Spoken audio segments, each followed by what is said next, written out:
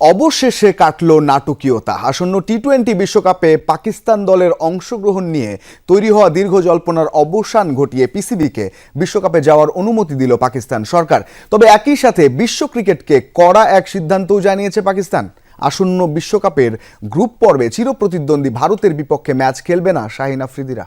আর যারা এখনো আমাদের চ্যানেলটা সাবস্ক্রাইব করেননি তারা অবশ্যই আমাদের চ্যানেলটি সাবস্ক্রাইব করবেন এবং অবশ্যই একটা লাইক করে দিবেন। আর যারা ভিডিওটি ফেসবুক থেকে দেখছেন তারা অবশ্যই ফেসবুক পেজটি ফলো করে দিন। বাংলাদেশকে বিশ্বকাপ থেকে বাদ দেওয়ার প্রতিবাদে পাকিস্তানও বিশ্বকাপ বয়কট করতে পারে। কিছুদিন ধরেই এমন গুঞ্জনে মুখর ছিল পাকিস্তানের সংবাদ মাধ্যম। ক্রিকেট বিশ্বও ছিল অপেক্ষায়। অবশেষে রোববার এলো সেই ঘোষণা, 2026 টি-20 বিশ্বকাপে অংশ নেবে পাকিস্তান, তবে খেলবে না চিরপ্রতিদ্বন্দ্বী ভারতের বিপক্ষে গ্রুপ পর্বের ম্যাচ।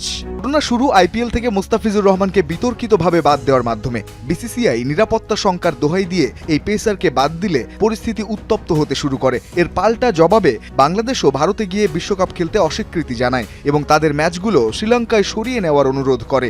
কিন্তু আইসিসি বাংলাদেশের সেই অনুরোধ তো রাখেইনি, বরং বাংলাদেশের জায়গায় স্কটল্যান্ডকে বিশ্বকাপে অন্তর্ভুক্ত করে ক্রিকেটের সর্বোচ্চ নিয়ন্ত্রক সংস্থা।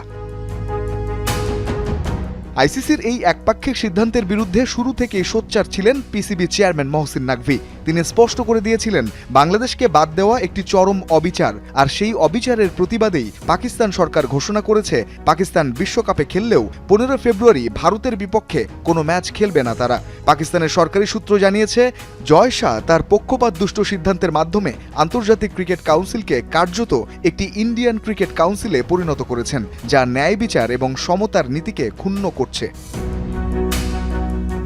ক্রিকেট বিশ্লেষকরা বলছেন, পাকিস্তানের এই ভারত ম্যাচ বর্জনের সিদ্ধান্তে আইসিসি এক বিশাল আর্থিক ক্ষতির মুখে পড়তে যাচ্ছে।